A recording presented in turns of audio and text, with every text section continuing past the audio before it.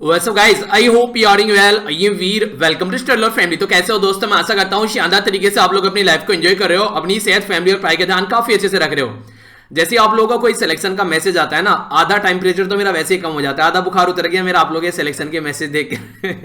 कई बार ऐसा होता है कि मूड बड़ा मतलब ऐसा नहीं होता है, बड़ा अलग तरीके का रहता है, पर लेकिन जब भी कोई ऐसा मैसेज देखता हूँ किसी का सिलेक्शन हो गया है या कुछ भी ऐसा कोई अचीवमेंट आप लोगों को मिलता है उसको पढ़ता हूँ, तो अब एक तरीके से अंदर से ना अजीब सा सुकून सा मिलता है, ऐसा शांति सी होती है कि मतलब ये मैं फील कर सकता हूँ यार, इसको एक्सप्लेन नहीं कर सकता हूँ। ठीक है, ये मैं आप लोगों को बता रहा हूँ। और एक और बात में जो इंपॉर्टेंट है जो इनके द्वारा बताई गई, सबसे पहले तो पूरे एसएलवी परिवार की तरफ से इनको बहुत बहुत बधाई।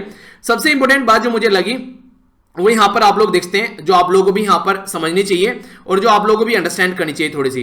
इनके द्वारा क्या बोला गया यहां पर कि इनके द्वारा पॉलिटिकल लेक्चर देखे गए, करंट अफेयर के, द हिंदू की वीडियो सुनी गई और ऐसे प्रैक्टिस किया गया जो आप सब लोगों में ग्रुप में प्रैक्टिस कराता हूं। तो वहां पर डेली आप लोगों को आंसर राइटिंग की प्रैक्टिस भी कराई जाती है, एस्से राइटिंग की प्रैक्टिस भी आप लोग कराई जाती है। और ऑलरेडी ये सारी चीजें अगर आप लोग प्रॉपर पैटर्न में फॉलो कर रहे हैं तो आप लोग यहां पर देखते हैं कि इनके द्वारा अगर आप लोग बात करें तो क्लियर कर लिए गए यूपीएससी मेंस के बारे में। अगर आप लोग बात करिए, हिमाचल प्रदेश के जो पीसीएस के मेंस का रिजल्ट अभी वेटिंग चल रहा है इनका, तो इसका मतलब यह कि इंसान ने नॉर्मल तरीके से अगर आप लोग देखिए काफी कुछ चीजें ऐसी हैं जो अगर आप लोग रेगुलर बिना कहीं कोचिंग में कोई फीस दिए हुए अगर आप लोग प्रॉपर वे में चीजों को पैटर्न में फॉलो करके चलते हैं सीरियस कैंडिडेट के तरीके से, तो आप लोगों की सारी प्रिपरेशन हो जाती है। बस इसके लिए क्या करना होता है, देखिए कोचिंग वगैरह जो आप लोग करते हैं वो क्या कराते हैं, वही चीज जो आप लोगों को इधर उधर पड़ी हुई मिल जाएगी वो आप लोगों को सिस्टमेटिक वे में लगा के दे देते हैं। वरना आज की डेट में हर एक यूट्यूब चैनल पे किसी न किसी यूट्यूब चैनल पे किसी ने कोई ना कोई सब्जेक्ट जरूर पढ़ा रखा होगा। अगर आप लोग रियलिटी में सारी चीजें कवर करना चाहते हैं तो आप लोगों को कहीं ना कहीं जरूर मिल जाएंगी सारी चीजें, उसको आप लोग आसानी से कवर कर सकते हैं और ये फ्री ऑफ कॉस्ट है। बस आप लोगों को जाकर बैठकर देखनी है, उससे अपने नोट्स बना लीजिए, जहां जहां पर डाउट लग रहा है उसको आप लोग गूगल वगैरह में सर्च कर लीजिए। एक भी पैसा खर्च करने की आप लोगों को जरूरत नहीं पड़ेगी। ये उनके लिए जिसके पास में पैसा नहीं है। अब जिसको लगता है जिसके पास में पैसा है और टाइम की बहुत ज्यादा कमी है और उसको लगता है कि पैसा खर्च करना चाहिए, तो वो फिर कोई भी जाकर कोर्स खरीद लेता है आराम से, उसको कोई दिक्कत नहीं है। तो मैं उसके लिए कह रहा हूं जिसको ये लगता है ना कि यार नहीं मेरे पास पैसा नहीं है, मेरा सिलेक्शन नहीं होगा, तो वो चीजें मुझे नहीं लगता है कि आज की डेट में बोलनी सही रहेगी यहाँ पर। ठीक है, सारी चीजें ऑलरेडी अवेलेबल है, आसानी से आप लोग उनको एंजॉय कर सकते हैं। तो आप लोग सिलेक्शन ले सकते हैं। बहुत सारी चीजें तो मैं ही आप लोग को प्रोवाइड करा देता हूँ, बाकी और भी बहुत सारे चैनल बहुत अच्छा अच्छा काम कर रहे हैं, बहुत सारी चीजें प्रोवाइड करा रहे हैं। तो आप भी वहां से जाकर भी अगर सर्च कीजिए गूगल उस पर, यूट्यूब पर जाकर जो भी चीज आप लोगों को पढ़नी है, ठीक है, जिस भी टॉपिक में आप लोगों को कोई कमी लग रही है, पहले तो आप लोग उसको सर्च कर लीजिए, कोई टॉपिक आप लोगों को पढ़ना है, ठीक है, उस पर सर्च कर लीजिए। मान लीजिए पॉलिटी का कोई भी टॉपिक है, पॉलिटी में कि आप लोगों को जॉइंट सेटिंग के बारे में पढ़ना है, जॉइंट सेटिंग बाय वी डाल दो तुरंत आ जाएगा। या मेरे से नहीं पढ़ना है किसी और का पढ़ना है तो जॉइंट सेटिंग डालकर छोड़ दो, जो भी टॉप पर आएगा उसको देख लेना। तो इस तरीके से आप लोग सर्च कर सारी वीडियो देख सकते हो, जो भी आप लोगों को सूटेबल लगे उससे नोट्स बना लो और उसके बाद में आगे बढ़ो। थोड़ा सा टाइम ज्यादा लगेगा पर लेकिन बिना पैसा दिए आप लोग अपनी अच्छी प्रिपरेशन कर सकते हो। ठीक है, तो ये सजेशन था, हो सकता है किसी को अच्छा लगे किसी को बुरा लगे, मुझे लगा बता देना चाहिए। तो कई सारे बच्चे पूछते रहते हैं तो बस मैंने आप लोगों से शेयर किया है। बाकी काफी कुछ शानदार डिस्कस करेंगे आज की इस नैनो मैगजीन के अंदर, बहुत प्यारे प्यारे आर्टिकल हैं, तो डिटेल में हम लोग इनके ऊपर नजर डालेंगे। पर लेकिन आगे बढ़ने से पहले बिल्कुल वही पैटर्न जो हम लोग फॉलो करते हैं, आप लोग के सामने यहाँ पर ये क्विज है, इसको आप लोग अच्छे से अटेम्प्ट कीजिए और अटेम्प्ट करने के बाद में आप लोग इसका आंसर जो है वीडियो के अंदर देखने को मिलेगा। तो अगर आप लोग अटेम्प्ट करने के बाद में, वीडियो देखने के बाद में इसका आंसर दे पाते हैं तो बहुत अच्छी बात है। अगर फिर भी आंसर नहीं दे पाते हैं तो इसका मतलब ये है कि ना तो आप लोगों ने क्वेश्चन ढंग से पढ़े और ना ही वीडियो ढंग से सुनी है, इसका मतलब आप लोगों को फिर से सुनने की जरूरत है। तो थोड़ा सा टकटकी लगाकर एक बार में खत्म कर लो, दोबारा टाइम वेस्ट करने की जरूरत नहीं पड़ेगी। एक और छोटी सी बात मुझे याद आ गई, मैंने कल फेसबुक पर एक वीडियो शेयर की थी, अकबर बीरबल से रिलेटेड वो वीडियो थी जो मुझे पर्सनली बड़ी अच्छी लगी, उसका लिंक मैंने शेयर किया था टेलीग्राम के ऊपर भी, तो वो भी आप लोग देख लीजिएगा, आप लोगों को देखकर मजा जरूर आएगा। ठीक है, आइए बातें करते हैं। यहां पर जो बात की जा रही है एक चाइनीज कंपनी के बारे में।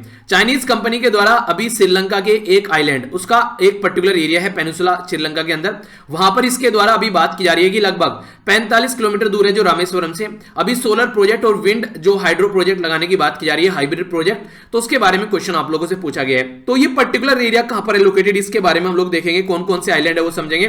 पर लेकिन ये किस पर्टिकुलर एरिया के बारे में बात की जा रही है, एक मोटा मोटा नाम क्या बोला जाता है उसको, ये आप लोग को बताना है। जैसे हम लोग बोलेंगे इंडिया भारत हो गया, पर लेकिन अगर हम लोग किसी स्टेट के बारे में बात करें तो 28 स्टेट है हमारी कंट्री में, तो इस तरीके से अलग अलग स्टेट हो जाएंगे।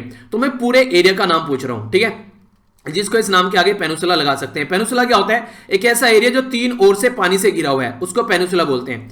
आगे बात करते हैं। आप लोगों को यहां पर यह बतानी है कि अभी रिसेंटली हमारी कंट्री के द्वारा, रिसेंटली नहीं हालांकि काफी टाइम हो चुका है, ये इंदिरा गांधी जी के टाइम की बात है, 1974 में हम लोगों ने श्रीलंका को अपना एक आइलैंड दिया था। हम लोगों को लगा यार फालतू में जद्दोजहद चल रही है, श्रीलंका को आइलैंड दे देते हैं कोई नहीं इनके पास में। तो उसके ऊपर कई बार जद्दोजहद रहती थी इंडिया और श्रीलंका के बीच में, तो वो आइलैंड का नाम आप लोगों को बताना है। फिर से न्यूज में आ गया, तो पहले भी हालांकि इसके बारे में आप लोगों को कई बार बता चुका हूं, पर न्यूज में आ गया तो रिवीजन हो जाएगा। अगर बात करें एक मिनिस्ट्री के बारे में, आप लोगों को ये बताना है, इस मिनिस्ट्री के द्वारा किरण, जैसे सूरज की किरण होती है ना, तो किरण हेल्पलाइन करके यहां पर लॉन्च की गई सितंबर के महीने में। ये कौन सी मिनिस्ट्री के द्वारा लॉन्च की गई है, और आप लोग ये भी बता सकते हैं किस पर्टिकुलर पर्पज के लिए लॉन्च की गई थी। यहां पर जब कॉल रेट देखा गया तो 70% जो है वो मैन यानी कि मेल के द्वारा कॉल की गई। तो किसके बारे में है ये जो हेल्पलाइन है, इसके बारे में हम लोग डिस्कस करेंगे। अभी रिसेंटली कर्नाटका के अंदर एक कम्युनिटी है, वो कम्युनिटी अभी गुहार लगा रही है कि उसको शेड्यूल्ड ट्राइब की कैटेगरी में डाला जाए। वो शेड्यूल्ड ट्राइब की कैटेगरी में ही थी पहले, उसको हटाकर अदर बैकवर्ड क्लासेस में डाल दिया गया था। तो इसके चलते अब फिर से वहां पर प्रोटेस्ट चल रहे हैं और वो बोल रहे हैं कि उनको शेड्यूल्ड ट्राइब के अंदर ही डाला जाए। तो ये काफी इंटरेस्टिंग चीज है। मुझे एक इंटरेस्टिंग चीज आप लोगों को बताऊं, ये एक ऐसी चीज है, नॉर्मली अगर आप लोगों को बोलूं मैं कि आप लोग आईएएस बन गए, आप लोगों को डिग्रेड करके आईपीएस बना दिया जाए, उससे नीचे लाकर आपको आईएफएस बना दिया जाए, तो आप लोगों को लगेगा यार ये क्यों किया जा रहा है हमारे साथ में, ठीक है।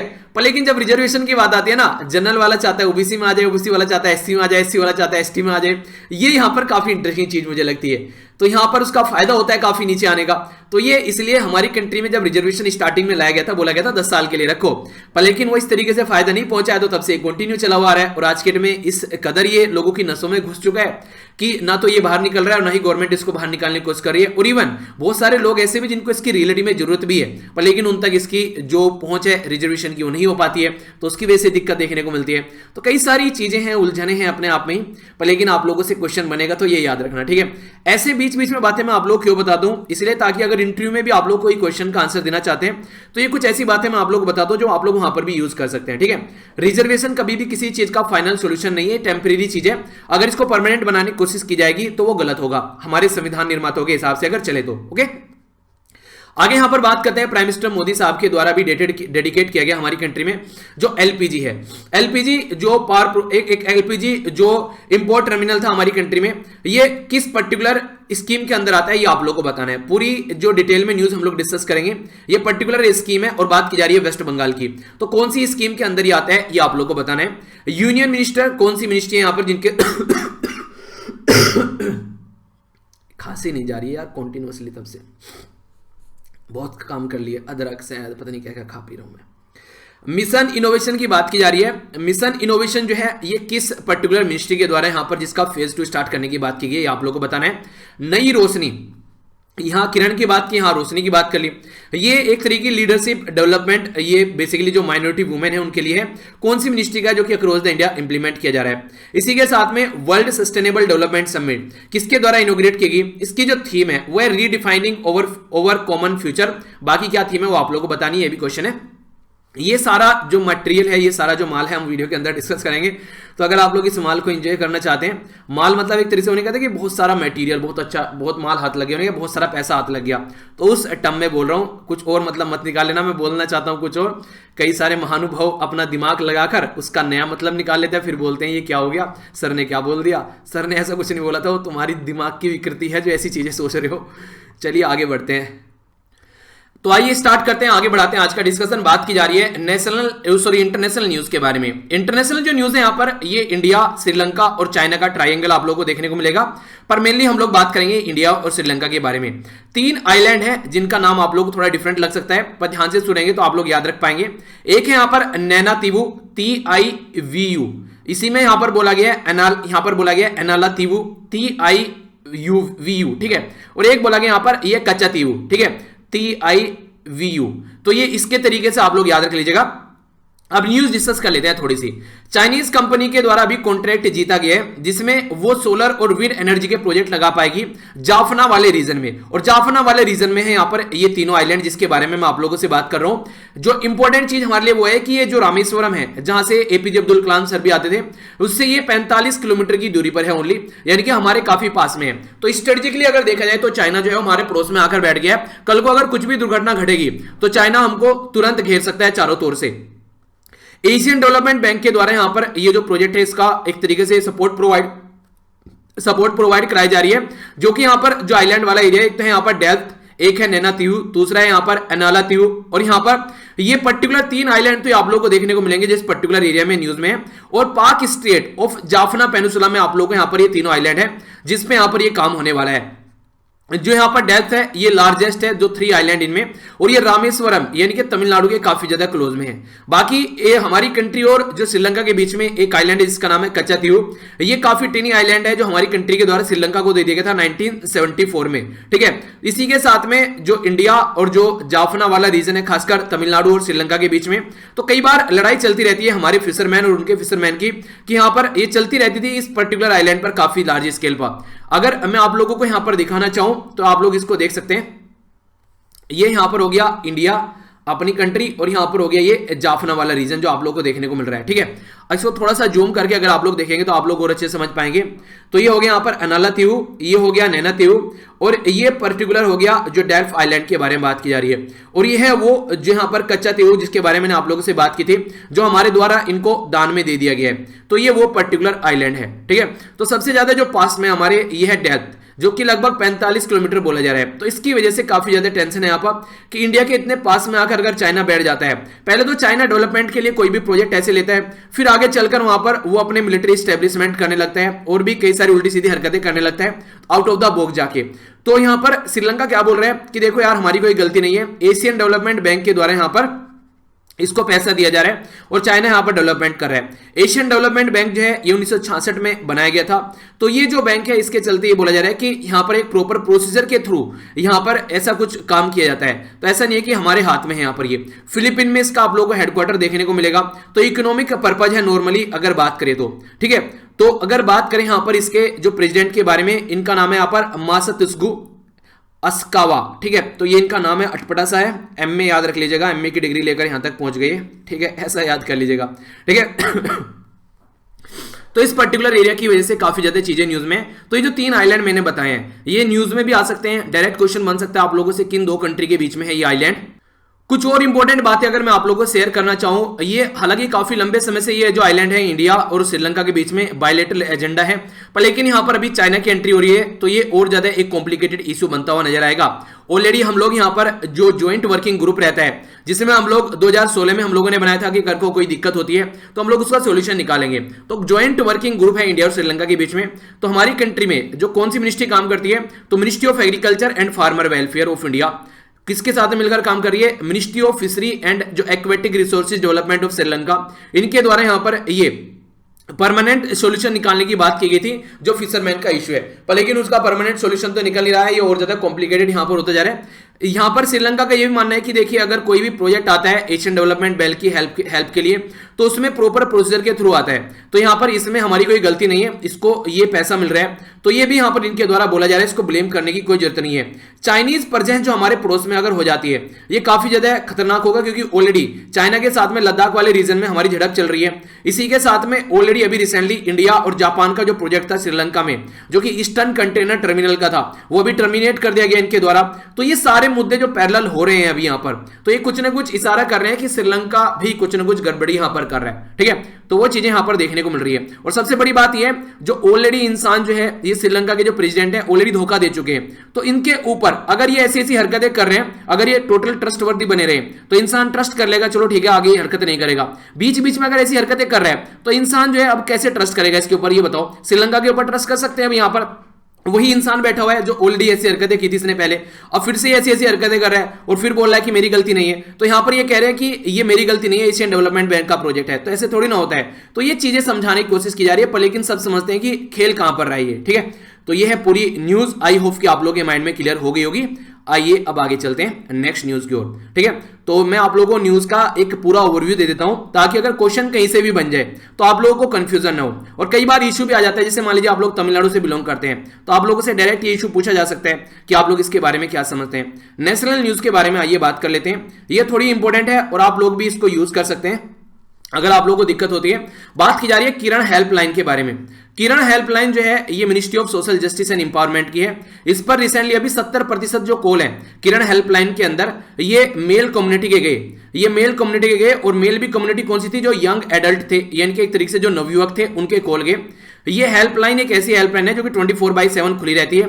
अगर आप लोगों को लगता है एंजाइटी है, अंदर आप लोगों को स्ट्रेस हो रहा है, डिप्रेशन का शिकार बन रहे हैं, आप लोगों को सुसाइडल टेंडेंसी आ रही है, आप लोगों का सुसाइड करने का मन कर रहा है, आप लोगों की मेंटल हेल्थ सही नहीं है, तो इस नंबर पर आप लोग कॉल कर सकते हैं। ठीक है, तो ये जो नंबर पर अगर कॉल करेंगे तो बोला गया कि इनके द्वारा लगभग 13,550 के करीब कॉल इनके द्वारा रिसीव की गई रिसेंटली अभी, जिसमें से 70% से भी ज्यादा जो थे वो मेल थे और लगभग यहां पर 30 या फिर 29.5% जो थी वो फीमेल थी, यानी कि महिला थी। ये जो कॉल इनके पास में गई इसका एनालिसिस इनके द्वारा किया गया कि जो मेजोरिटी ऑफ एज ग्रुप जो है यहां पर वो 15 से लेकर 40 के बीच का है, यानी कि जिनके मन में एंजाइटी रहती है, सारी चीजें आप लोगों को देखने को मिलती है। इसके बाद में इंसान जो है स्टेबल होने लगता है अपनी लाइफ में। ये वाला सबसे एंजाइटी वाला फेज होता है जो यहां पर देखने को मिलेगा। 18% वे थे जो 41 से 60 की एज में थे। मैक्सिमम जो यहां पर 75% थे वो थे 15 से 40 की एज में और 80% हुए थे 41 से 60 की एज में।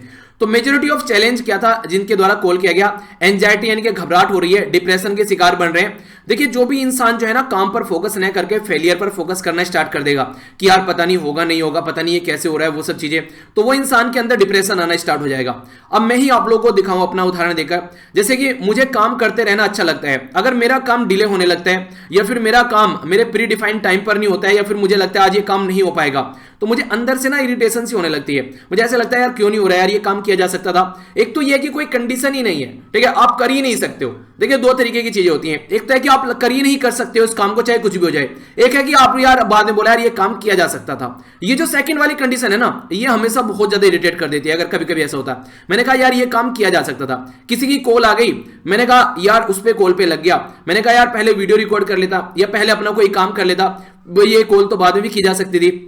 अगर किसी की अर्जेंट कॉल है तो अलग बात है, पर लेकिन नॉर्मल किससे बातें कर रहे हैं, 2-2 घंटे बात करने बैठ गए, तो वो सारी चीजें जो आप लोगों को देखने को मिलती है लाइफ में, कई बार आप लोग अपना टाइम वेस्ट कर देते हो। अगर कोई भी ऐसी चीजें लगती है, आप लोग पहले अपना काम निपटा लो, बाद में इरिटेशन नहीं होगी, फिर बात करने में भी आप लोगों को मजा आएगा जिससे भी आप लोग को बात करनी है।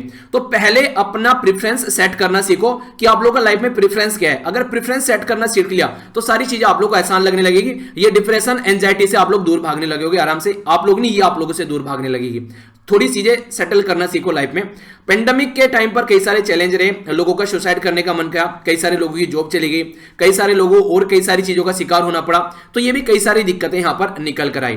तो ये हेल्पलाइन मैं आप लोगों के सामने शेयर भी कर रहा हूं, आप लोग चाहे तो इनके पास में कॉल कर सकते हैं, ये आप लोग को कुछ ना कुछ गाइड जरूर करेंगे। मुझे पता नहीं है एक्चुअली, मैंने कभी कॉल किया नहीं है, बस जो न्यूज है तो उसके बेस पर मैं आप लोगों को ये थोड़ी सी बातें बता रहा हूं।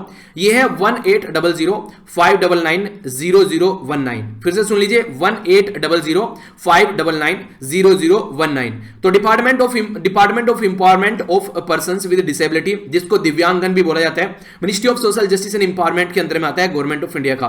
तो ये किरण करके ये प्रोग्राम इनके द्वारा स्टार्ट किया गया था। तो आई होप कि आप लोगों को ये फायदा पहुंचाएगा। एक और इंपॉर्टेंट बात है, देखिए हमारी कंट्री में अगर आप लोग बात करें, अगर बात करते हैं तो सेक्शन 306 और सेक्शन 309 जो इंडियन पिनल कोड की हैं, आप लोगों को देखने को मिलेगा राइट टू लाइफ हमारे संविधान में दे रखा है, पर लेकिन राइट जो नहीं दे रखा आप लोगों को राइट टू डाई, यानी कि मरने का आप लोगों को कोई हक नहीं है। आप लोग बोले सुसाइड कर लेते हैं, ठीक है, तो ये क्रिमिनल की कैटेगरी में आता है। राइट टू लाइफ हक है, राइट टू लाइफ हक है, पर राइट टू डाई आप लोगों के पास में हक नहीं है, ठीक है। तो कॉन्स्टिट्यूशनली अगर देखा जाए ये सेक्शन वैलिड है हमारी कंट्री में। तो ये इंपॉर्टेंट क्वेश्चन अगर आप लोगों से पूछा जाए तो इसके बारे में याद रखिएगा। तो आज तक तो ये भी था कि अगर आप लोग ट्राई भी करते हैं सुसाइड के लिए, अगर आप लोग को बच गए तो आप लोगों को जेल में भी डाला जा सकता था। हालांकि वो चीज अब डाइल्यूट कर दी है, पर लेकिन हाँ फिर भी अब उस सुधार गृह में तो डाला ही जाएगा कम से कम। अच्छा हाँ, एक इंटरेस्टिंग चीज, कल एक मेल आया मुझे बड़ा इंटरेस्टिंग, वो बंदा जो है अपने दोस्त को गाली दे रहा है। पता है क्या हुआ, अभी वो जो बंदा है उसने अभी ये वीडियो देखना स्टार्ट करी नैनो मैगजीन, और वीडियो देखने के बाद में उसने मुझे बहुत बड़ा मेल लिखा, बोला है कि सर मेरा दोस्त ना डेली आपकी वीडियो देखा करता था और मुझे पता नहीं था, और मैंने देखा वो आंसर भी देता है सर कई बार। तो मैंने उससे पूछा भी था कि मुझे कोई करंट अफेयर की वीडियो बता दो यार, मुझे समझ में नहीं आता है। तो बोला है सर उसने बताया नहीं। अब मैं अभी एक लगभग 10 दिनों से देख रहा हूं तो उसके डेली कमेंट आते हैं नीचे। तो बोला है कि सर ऐसे ऐसे भी लोग हैं, मतलब इस तरीके से भी, मतलब मुझे इतना गुस्सा आ रहा है कि सर क्या बताऊं, गाली देने का मन कर रहा है कि वो सारी चीजें एंजॉय कर रहा है। मुझे बताया नहीं सर, मैंने पता नहीं कहीं उसने, मुझे लग रहा है कहीं पैसे वैसे भी देते, उसने लिखा था सर कि पैसे देकर करंट अफेयर का कोर्स वगैरह खरीदा था। बोला सर वहां पे टाइम पास किया जा रहा था, पता नहीं क्या क्या पढ़ा रहे थे सर, इतने डिटेल में पढ़ा रहे हो। तो मतलब कहने का मतलब ये है कि मेरी पढ़ाई लिखी हुई थी। पर लेकिन मैं यहाँ पर आप लोगों को क्यों बता रहा हूँ, वो इसलिए बता रहा हूँ कि देखिए बहुत सारे लोग ऐसे हैं, ये बंदे ने मेल किया, इसको तो पैसे थे, इसने अफोर्ड कर लिया। बहुत सारे बच्चे ऐसे होते हैं चीजें अफोर्ड नहीं कर पाते हैं, तो वहां पर आप लोगों की ड्यूटी आ जाती है। मेरा काम यार पढ़ाना हो सकता है, मैं प्रमोशन तो करूंगा नहीं कहीं जाकर। मैंने कहा यार सलमान खान से प्रमोशन करा लेता हूं, तो आप लोग ही मेरे सलमान खान, अक्षय कुमार और शाहरुख खान है। जो भी चीजें हैं आप लोगों को लगता है अगर सही है तो लोगों तक पहुंचाइए, अगर लगता है सही नहीं है तो आप लोगों को किसी के साथ भी शेयर मत कीजिए। तो ये आप लोगों की रेस्पॉन्सिबिलिटी है, ठीक है। मेरा काम पढ़ाना हो सकता है, मैं अपनी जो भी हिम्मत है वो पढ़ाने में लगा सकता हूं, बाकी चीज आप लोग करनी होगी, ठीक है। आइए बात करते हैं। यहाँ पर कोई ऐसा पूछता है, कम से कम, वैसे आप खुद ना बताओ, कोई पूछ रहा है तो उसको तो कम से कम बताया जा सकता है। ये तो थोड़ा गलत लगा मुझे एक्चुअली, ठीक है।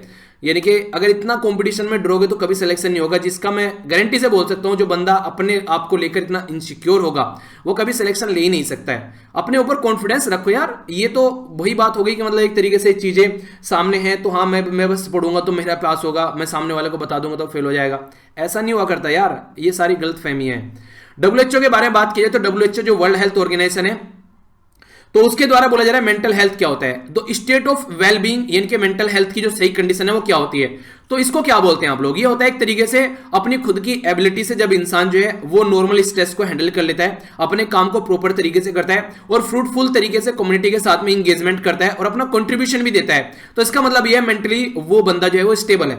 अगर जरा जरा सी चीज पर कोई इरिटेट हो गया, एक दूसरे के साथ में लड़ रहे हैं, सर फोड़ रहे हैं, तो इसका मतलब है कि अनस्टेबल चल रहा है इंसान। जरा सी बात पर गुस्सा आ गया, गुस्सा तो इंसान का शत्रु है, वो तो कभी लाइफ में आने नहीं चाहिए। तो फिजिकल हेल्थ जो है मेंटल हेल्थ की तरीके से इंपॉर्टेंट है। जैसे मुझे फीवर हो रखा है, इसी के साथ में माइंड स्टेबल रहना काफी ज्यादा जरूरी है। फीवर एक बार को चला जाएगा पर लेकिन माइंड की स्टेबिलिटी चली गई ना, वो खतरनाक हो जाएगी, तो वो नहीं चलनी चाहिए। तो उसके ऊपर फोकस रहना चाहिए। तो माइंड में सबसे ज्यादा जो फोकस रखना आप लोगों को वो ये रखना कि इसकी स्टेबिलिटी कैसे लेकर आनी है। जिंदगी में सबसे बड़ा टारगेट यही होना चाहिए, क्योंकि अगर माइंड स्टेबल रहेगा, कुछ भी खो जाए आप लोगों का, कुछ भी चला जाए, फिर से आप लोग खरीद लोगे, फिर से अचीव कर लोगे। पर लेकिन ये चला गया तो सारी चीजें बर्बाद कर बैठ जाओगे। और आज की डेट में जो खासकर नवयुवक हैं, जो अभी नए नए जवान हो रहे हैं, उनकी लाइफ में उनको डिप्रेशन रहते हैं। उनकी लाइफ में मैंने कहा अभी तो कुछ भी नहीं हुआ, अब तो जॉब करना स्टार्ट नहीं किया, शादी नहीं, बच्चे नहीं है, आप लोग कैसा डिप्रेशन यार। डिप्रेशन की जिंदगी तो आगे स्टार्ट होती है जिंदगी में जब ये सारी चीजें आप लोग की आने स्टार्ट हो जाएगी। बहुत सारी रेस्पॉन्सिबिलिटी साथ में जुड़ जाएगी। एक साइड में घर वाले रहेंगे, एक साइड में जॉब रहेगी, एक साइड में जो नई जनरेशन आप लोग के साथ में जुड़ रही है वो रहेगी। ऊपर से यार दोस्त भी बोलेंगे यार आजकल फोन नहीं करते हो, बात भी नहीं करते हो, तुम तो बहुत ज्यादा वीआईपी आदमी हो गए हो। सारी चीजें जब मैनेज करोगे तब पता चलेगा कि रियलिटी में प्रॉब्लम कहां है। और आप लोगों के पास में मरने की फुर्सत नहीं है, आप प्राइवेट कंपनी में जॉब कर रहे हो, तो तब समझ में आता है कि रियलिटी में लाइफ क्या है। अभी से अगर चीजें इस तरीके से सोचोगे तो आगे तो झेल ही नहीं पाओगे। तो इसलिए ये सब चीजें डाइल्यूट करके चलो, ठीक है। काम पर फोकस रखो। मुझे लगता है लाइफ में, देखो मेरा फंडा जो मुझे पर्सनली अच्छा लगता है, अगर आप लोग अपने काम को मैनेज कर लेते हो, अपनी ड्यूटी, जो एपीजे अब्दुल कलाम सर की कोटेशन भी है कि सैल्यूट योर ड्यूटी। अगर ड्यूटी को सैल्यूट करोगे तो हर एक इंसान आपको सैल्यूट करेगा। अगर ड्यूटी को पोल्यूट करना स्टार्ट कर दोगे तो हर एक इंसान को आप लोग सैल्यूट करते घूमोगे कि भाई देख लेना, मेरा कुछ करा देना यार, देख लेना इसको। पर लेकिन अपनी ड्यूटी पर रहोगे तो सामने वाला सैल्यूट करेगा, वाह यार का काम करा है। बॉस की भी हिम्मत नहीं होगी आप लोग कुछ बोलने की, अगर सही तरीके से अपने काम को करोगे, उसमें कोताही नहीं बरतोगे तो। ये मैंने फील किया है, उसके एक्सपीरियंस के साथ में मैं आप लोगों को बता रहा हूं। नेशनल मेंटल हेल्थ प्रोग्राम के बारे में अगर बात करें, ये नेशनल मेंटल हेल्थ प्रोग्राम 1982 में स्टार्ट किया गया था। काफी एड्रेस करता है जो ह्यूज बर्डन होता है मेंटल डिसऑर्डर का आज के डेट में।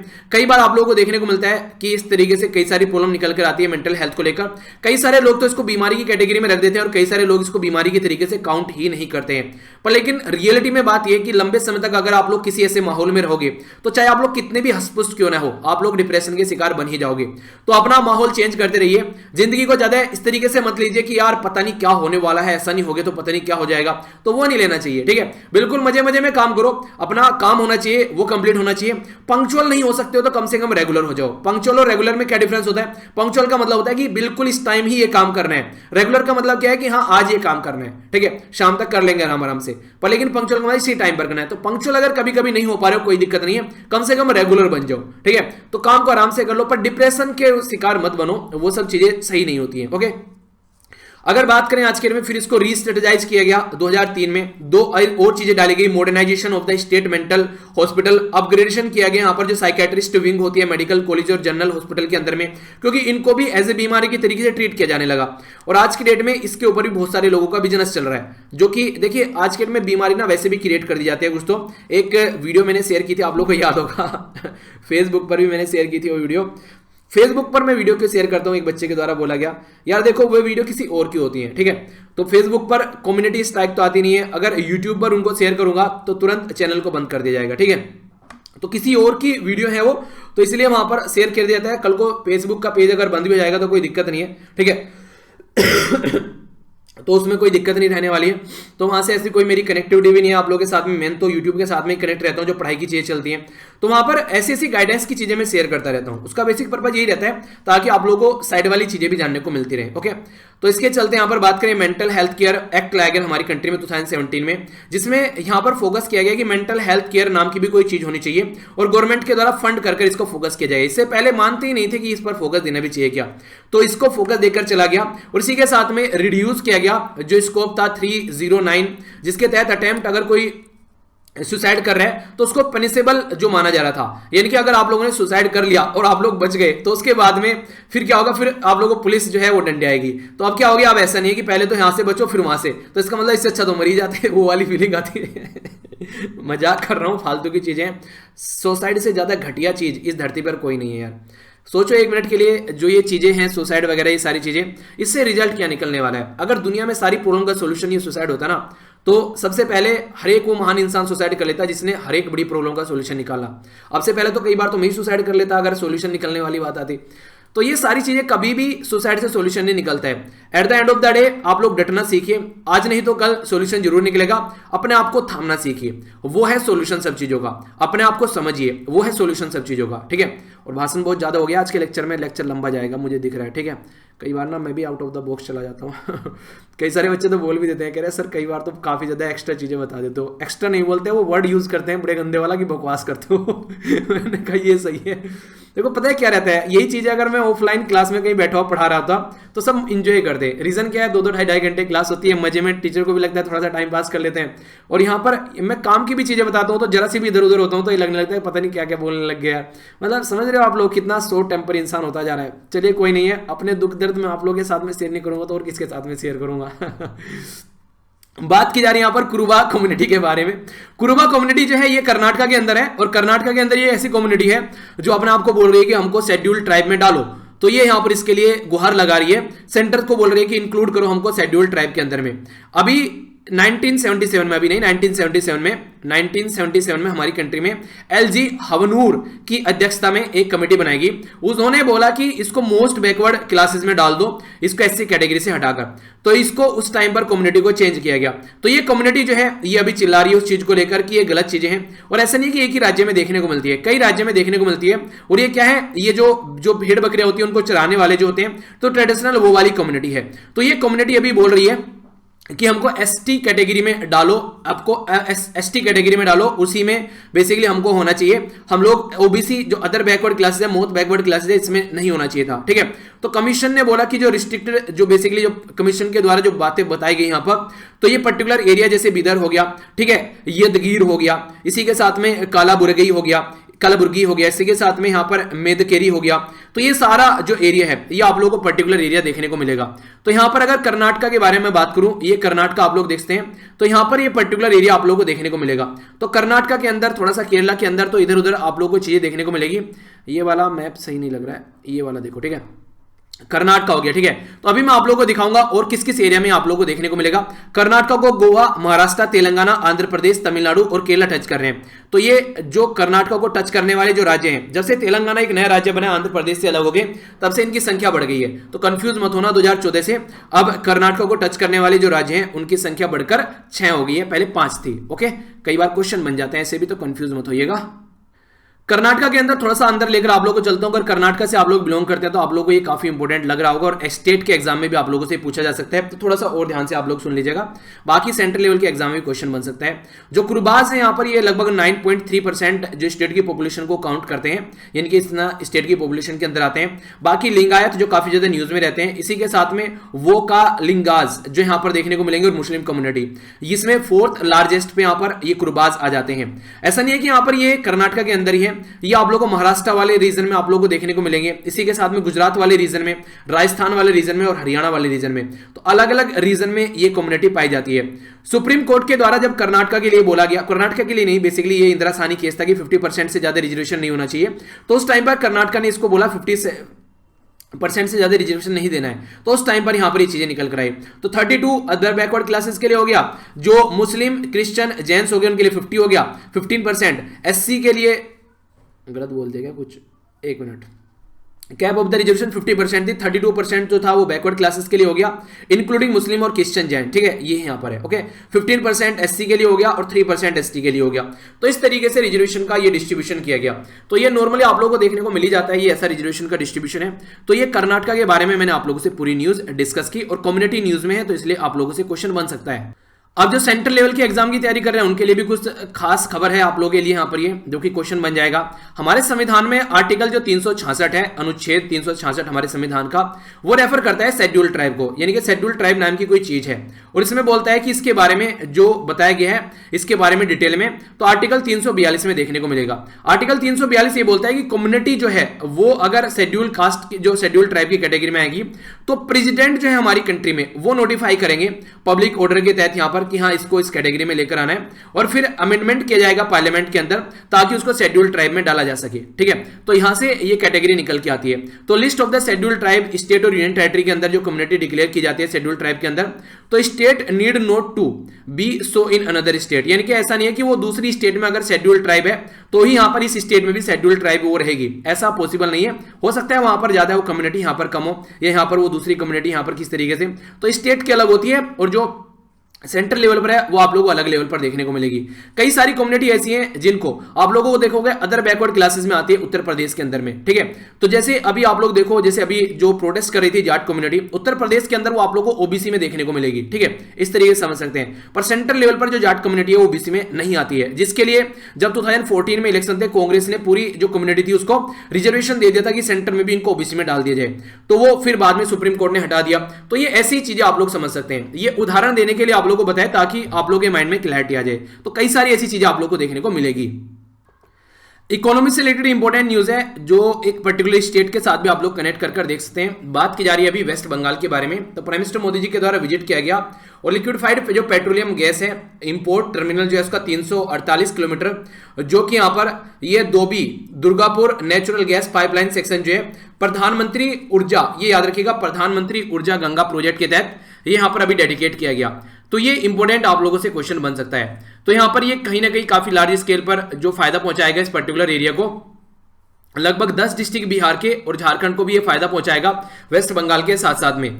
जो ऊर्जा गंगा गैस पाइपलाइन प्रोजेक्ट है ये इनोग्रेट किया गया था प्राइम मिनिस्टर मोदी साहब के द्वारा, कहां पर, अपनी कॉन्स्टिट्यूएंसी जो वाराणसी के अंदर में।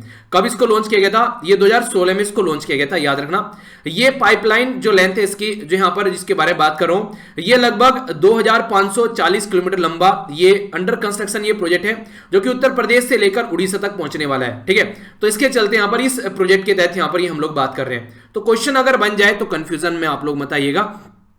यहां पर आप लोग देखते हैं जो ऊर्जा गंगा के बारे में बात की जा रही है, तो उड़ीसा तक यहां पर ये जा रहा है बेसिकली। इधर वेस्ट बंगाल में इसकी विंग जा रही है, इधर बिहार को कवर कर रहा है, झारखंड को कवर कर रहा है, वेस्ट बंगाल, उड़ीसा, बिहार, उत्तर प्रदेश। तो ये क्वेश्चन आप लोगों से एग्जाम में बन सकता है, तो इसलिए मैंने आप लोगों को मैप में भी दिखा दिया और वैसे भी दिखा दिया। तो आई होप कि अब आप लोगों के माइंड में कोई कंफ्यूजन नहीं आएगा। और बाकी ये तो है ही यहाँ पर जिसके बारे में आप लोगों से बात करें तो one nation one gas grid के बारे में बात की जा रही, ताकि एक की हेल्प से सबकी जो है कनेक्टिविटी बनाई जा सके। तो उसी के तहत ये विजन है यहाँ पर। ये तो हमारी कंट्री को प्रोस्पेरस बनाने की बात की जा रही है। और ईस्टर्न साइड वाला ये रीजन, जैसे उड़ीसा हो गया, वेस्ट बंगाल हो गया, ये वाला जो रीजन है इसमें कनेक्टिविटी बढ़ेगी, और ज्यादा ग्रोथ आएगी, और ज्यादा इंप्लॉयमेंट जनरेट होगा, और सारी अपॉर्चुनिटी आएगी, और आत्मनिर्भर भारत अभियान के तहत भी हम लोग आगे बढ़ते हुए नजर आएंगे। तो ministry of petroleum and natural gas ये धर्मेंद्र प्रधान के अंडर में आती है। ओके, आगे बढ़ते हैं नेक्स्ट न्यूज की ओर। ये बात की जा रही है साइंस एंड टेक्नोलॉजी के बारे में, तो समझ लेते हैं इसके बारे में क्या बात की जा रही है। तो साइंस एंड टेक्नोलॉजी से रिलेटेड ये जो प्रोजेक्ट है, ये मिशन इनोवेशन हमारी कंट्री में इसका दूसरा सेक्शन स्टार्ट किया जा रहा है, ये ministry of science and technology के द्वारा।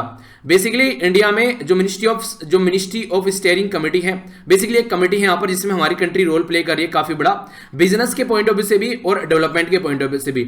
मिशन इनोवेशन जो है 2015 में लॉन्च किया गया था, जब पेरिस क्लाइमेट एग्रीमेंट था उसके साइडलाइन में, ताकि अच्छे से हम लोग चीजों को यूज करके इनोवेटिव वे में प्रॉब्लम का सॉल्यूशन निकाल सके। यानी कि क्लाइमेट चेंज है, क्या सॉल्यूशन निकालना है, गरीबी है, क्या सॉल्यूशन निकालना है, एग्रीकल्चर को कैसे इंप्रूव करना है, क्या इनोवेटिव सॉल्यूशन निकालना है।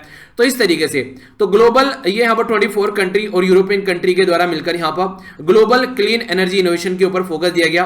तो इसके चलते कमिटमेंट ये भी था इनोवेशन में इन्वेस्टमेंट बढ़ाना आने वाले टाइम में, और प्रायोरिटी एरिया भी इनके द्वारा डिस्कस करने हैं कि कैसे कैसे काम कर रहे हैं। ठीक है, तो मिशन इनोवेशन में गोल रखे गए कि क्या क्या लेकर चल रहे हैं, कि किस तरीके से अफोर्डेबल और रिलायबल एनर्जी हमारे पास में होनी चाहिए, ऐसे ऐसे गोल इनके द्वारा रखे गए। ठीक है, तो कई सारी चीजें आप लोगों को देखने को मिली, ऑब्जेक्टिव भी कई सारे ऐसे कि कैसे प्राइवेट इन्वेस्टमेंट को बढ़ाना है, क्योंकि बिना पैसे के तो काम नहीं चलेगा, पैसा तो चाहिए ही कम से कम बेसिक रिक्वायरमेंट की पूर्ति करने के लिए। कैसे अवेयरनेस इनके बारे में फैलाए, पब्लिक सेक्टर का क्या इन्वेस्टमेंट यहाँ पर रहने वाला है, इंटरनेशनल किस किस के साथ में कोलैबोरेट कर सकते हैं, तो कई सारी ऐसी चीजें यहाँ पर देखने को मिली। तो जो मिशन इनोवेशन है, ये जो पेरिस जो एग्रीमेंट था, कॉन्फ्रेंस ऑफ पार्टी 21, उसके पैरेलल में आप लोगों को ये देखने को मिला।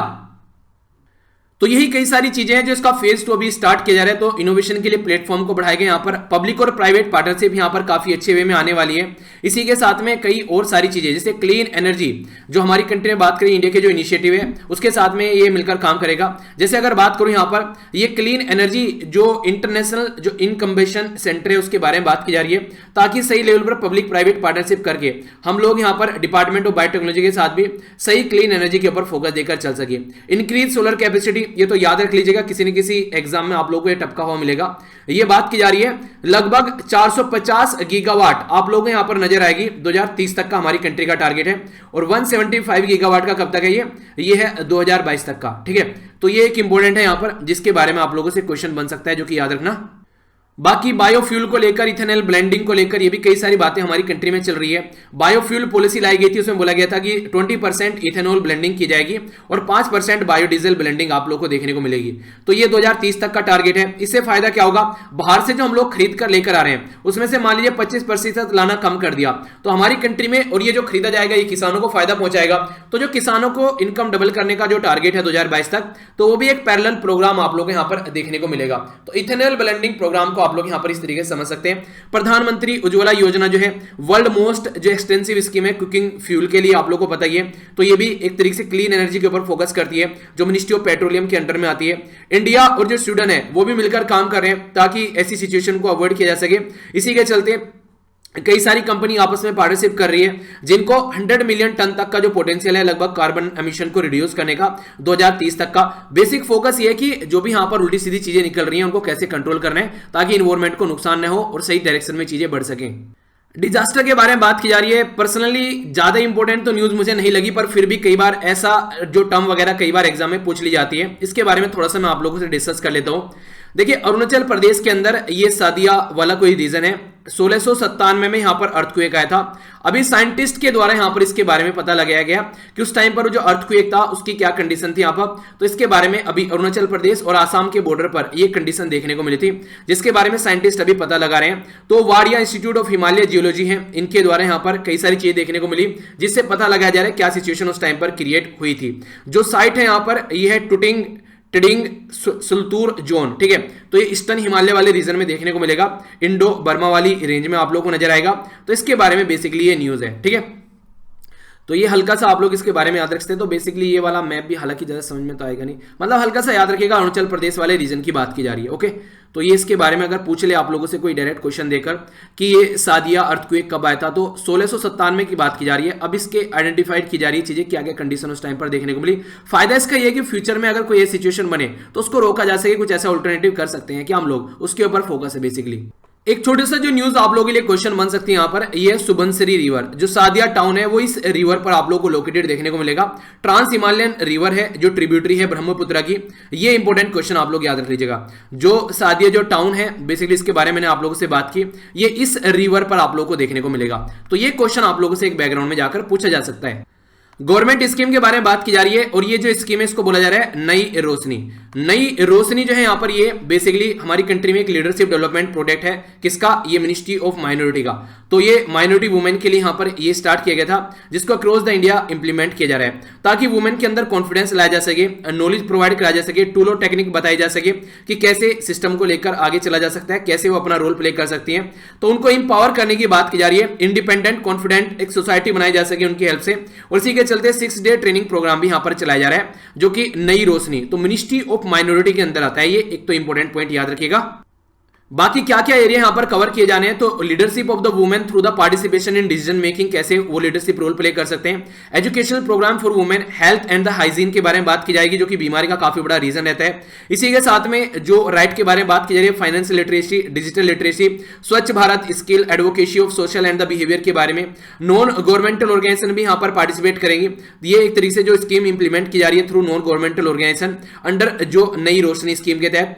तो जो नई रोशनी है टारगेट है कि जो स्पेशली जो वुमेन है, माइनॉरिटी वुमेन, उनको फायदा पहुंचाए। सीखो और कमाओ, यानी कि लर्न एंड अर्न, यानी कि एक सीखो कोई काम करना और फिर से पैसा कमाओ, ताकि आप लोग अपनी जिंदगी को अच्छे से एंजॉय कर सको।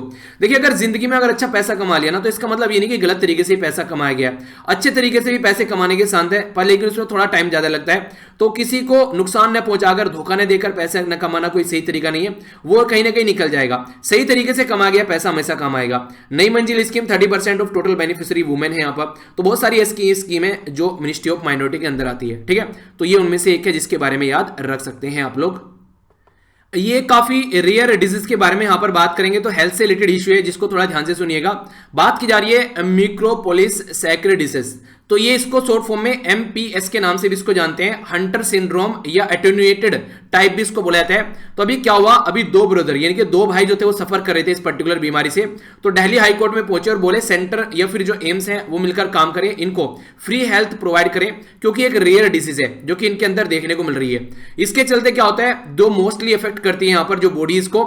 ये जो स्किन है वो एक तरीके से नॉर्मली जो बॉडी है उसके अंदर जो body cannot break down एक काइंड ऑफ शुगर, जिसके चलते जो इनकी बोन है, जो स्किन है या फिर जो भी बॉडी के दूसरे टिश्यूज हैं वो प्रॉपर में काम नहीं कर पाते हैं। तो इसके चलते आप लोगों को बॉडी की स्ट्रक्चर भी बिल्कुल अजीब सी आप लोगों को यहां पर देखने को मिलेगी, जो ढंग से डेवलप नहीं हो पाती है, ठीक है। आप लोगों को हियरिंग लॉस हो सकता है, ठीक है, नोज हो सकता है कि बहती रहे, ऐसी चीजें देखने को मिले, हार्ट में से आवाज आनी स्टार्ट हो जाए मरमरिंग की, ठीक है। तो बहुत सारी ऐसी बीमारी यहां पर हो सकती है। आप लोगों को एक तरीके से डायरिया की प्रॉब्लम देखने को मिल सकती है, जो कि कंटिन्यूअस चलती रहे, आप लोग का बॉडी के ऊपर नहीं है, कंट्रोल नहीं रहता है, कई बार ऐसी चीजें आप लोगों को देखने को मिलती है। तो ये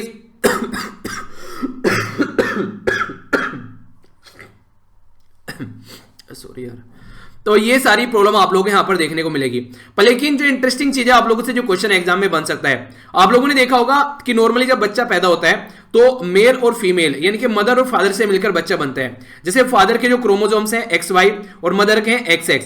तो अगर मदर पे बात करें, ये जो बीमारी है मदर कैरियर तो होती है इसकी, अगर मदर को ये बीमारी है तो उसका इंपैक्ट मदर के ऊपर नहीं देखने को मिलेगा। अगर इन दोनों से मिलकर कोई लड़की, ऐसा भी हो सकता है कि जैसे कि मेल को है, ठीक है, तो मेल को है तो फिर तो ये बीमारी चलेगी। अगर मेल को अगर नहीं है, ठीक है, अगर फीमेल को है तो फिर क्या होगा, फिर ऐसा होगा कि हो सकता है कि बच्चा जो है वो नॉर्मल पैदा हो जाए, लड़का या लड़की नॉर्मल पैदा हो जाए, या फिर ऐसा भी हो सकता है कि लड़की एबनॉर्मल पैदा हो जाए और लड़का भी एबनॉर्मल पैदा हो जाए। पर लेकिन अगर लड़की में ये सिम्टम्स रहे तो लड़की पर ये बीमारी इंपैक्ट नहीं डालेगी। कहने का मतलब ये है कि लड़की कैरियर हो सकती है इस बीमारी की, पर लेकिन लड़की जो है कभी भी इस बीमारी से इफेक्टेड नहीं होगी। हमेशा मैक्सिमम जो इफेक्टेड होगा वो यहां पर लड़का ही इफेक्टेड होगा, यानी कि जो सन है, जो बॉय चाइल्ड है वही इफेक्टेड होगा। ये बीमारी लड़कियों पर इंपैक्ट नहीं डालती है। ये कैरियर हो सकती है लड़की पर, लेकिन इसकी चपेट में लड़की नहीं आएंगी, ठीक है। तो ये बीमारी है जिसके चलते अभी हाईकोर्ट में इनके द्वारा गुहार लगाई जा रही है कि इसका सॉल्यूशन निकालो कुछ, कि हमको पैसा दो, ये कहीं ना कहीं इनका सॉल्यूशन निकलना चाहिए। तो इसके चलते यहां पर ये बात की जा रही है ताकि इनको प्रॉब्लम जो हो रही है उसके चलते इनको सॉल्यूशन मिल सके कुछ ना कुछ। पैसा भी काफी ज्यादा लगता है जब कोई ऐसी रेयर डिजीज होती है। बाकी और भी कई सारी जो ऐसी टर्म थी जो कि आप लोगों के लिए काम की नहीं है, बस बेसिक इन्फॉर्मेशन आप लोग सकते हैं। IDS से इंटीग्रेटेड जो डिलीवरी सिस्टम होता है बेसिकली उसके तहत यहाँ पर देखते हैं क्या सोल्यूशन निकलता है। जो बात की जा रही है यहाँ पर, ये बात की जा रही है इड्यूरोनेट जो 2 सल्फेटेस जो I2S जो एंजाइम है, ठीक है। तो कई सारी ऐसी टेक्निकल चीजें आप लोगों को देखने को मिलेगी, बस ये थोड़ा सा इसके बारे में याद रख लिया जो इस बीमारी से रिलेटेड है, ठीक है।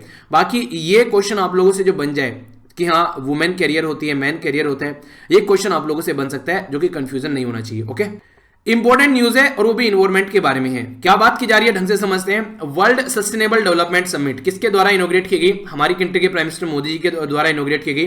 थीम क्या थी? दो इंपॉर्टेंट क्वेश्चन बन जाएंगे, redefining over common future, safe and secure environment for all. तो ये था यहाँ पर कि कौन सा संस्करण है इसका, 20वां एडिशन है। The energy and the resources institute जो टेरी है वो यहाँ पर इसको बेसिकली ऑर्गेनाइज कराया जा रहा है। बिजनेस लीडरशिप, सिविल सोसाइटी सब मिलकर पार्ट कर रहे हैं।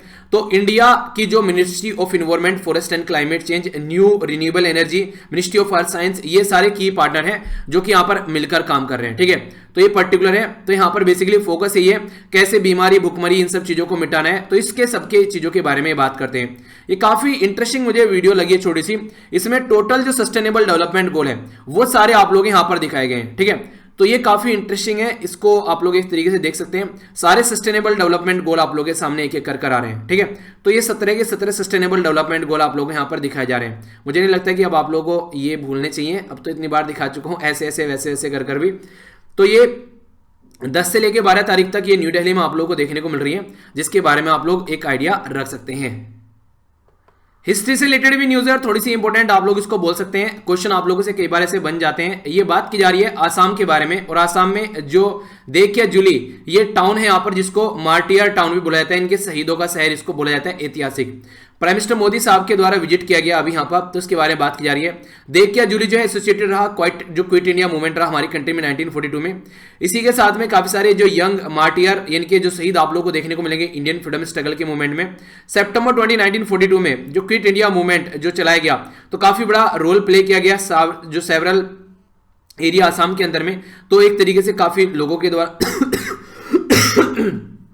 जिसके चलते यहाँ पर स्क्वाड भी बनी, उनको यहाँ पर मृत्यु वाहिनी के नाम से भी जाना गया, डेथ स्क्वाड के नाम से इनको जाना गया।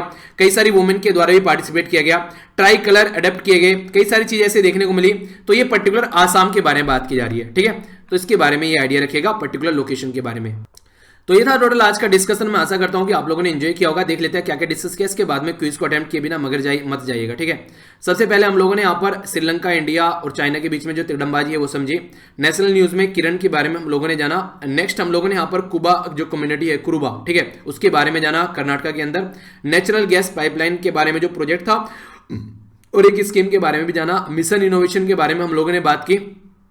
डिजास्टर मैनेजमेंट के बारे में जो अर्थक्वेक से रिलेटेड बात की, और सबनसरी रिवर के बारे में कुछ बातें की। नई रोशनी स्कीम के बारे में बात की। हेल्थ से रिलेटेड ये बीमारी हम लोगों ने समझी। सस्टेनेबल डेवलपमेंट गोल के बारे में चीजें जानी जो डिटेल में हम लोगों ने समझी। इसी के साथ में हिस्ट्री से रिलेटेड यहाँ पर ये पर्टिकुलर न्यूज थी आसाम से रिलेटेड। अब क्वेश्चन है, इनको अटेम्प्ट कीजिए। किस कौन सा पेनिनसुला जिसके बारे में बात की जा रही है इसके बारे में बताना है। इंडिया ने श्रीलंका को कौन सा गिफ्ट में दिया था आइलैंड, ये बताना है। कौन सी मिनिस्ट्री है 70% जो किरण हेल्पलाइन है ये कौन सी मिनिस्ट्री के अंडर में आती है। कौन सी कम्युनिटी कर्नाटक में बोल रही है शेड्यूल ट्राइब का दर्जा 2। इसी के साथ में प्रधानमंत्री जो प्रोजेक्ट के बारे में आप लोगों को बताना है, ये हम लोगों ने डिस्कस किया। कौन सी मिनिस्ट्री है जो यहाँ पर मिशन इनोवेशन के बारे में बात कर रही है। ठीक है, नई रोशनी स्कीम किस मिनिस्ट्री के अंडर में आती है ये आप लोगों को बताना है।